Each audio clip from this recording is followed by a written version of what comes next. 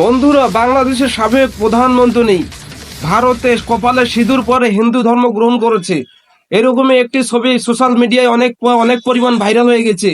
তো আসলে এই ঘটনাটা কি ঘটেছে সম্পূর্ণ ভিডিওটা দেখলে বুঝতে পারবেন। তো চলুন স্ক্রিন থেকে পুরো ভিডিওটা দেখে আসি।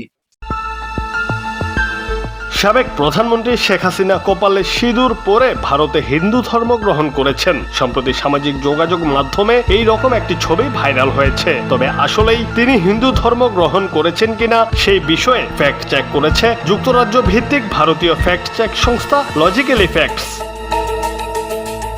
ভাইরাল ছবিতে দেখা যায় একদল লোকের সঙ্গে দাঁড়িয়ে আছেন শেখ হাসিনা। গেরুয়া পোশাক পরিহিত একজন পুরোহিত তার কপালে তিলক এঁকে দিচ্ছেন। এর মাধ্যমে তিনি হিন্দু ধর্মে ধর্মান্তরিত হয়েছেন বলে দাবি করা হচ্ছে। সামাজিক যোগাযোগ মাধ্যম ব্যবহারকারীরা ছবিটি শেয়ার করে ক্যাপশনে লিখেছেন, হায়রে বুবু, যখন বাংলায় মুসলমান এবং হিন্দুস্তানে হিন্দু। মূলত ছবিটি মিথ্যা। ছবিটির ফ্যাক্ট চেক করে দেখা যায় শেখ হাসিনার হিন্দু ধর্ম গ্রহণের দাবিতে ভাইরাল ছবিটি এডিট করা হয়েছে। ছবিটি 2022 সালের সেপ্টেম্বর মাসের, যেখানে ভারতীয় বিরোধী রাজনৈতিক দল কংগ্রেসের নেতা রাহুল গান্ধীর কেরালা সফরের সময় তার কপালে তিলক এঁকে দেন হিন্দু পুরোহিত। সেই ছবিটি এডিট করে রাহুল গান্ধীর জায়গায় শেখ হাসিনাকে বসানো হয়েছে। রাহুলের জায়গায় শেখ হাসিনা ছাড়া অন্যান্য সব দৃশ্য অপরিবর্তিত রয়েছে।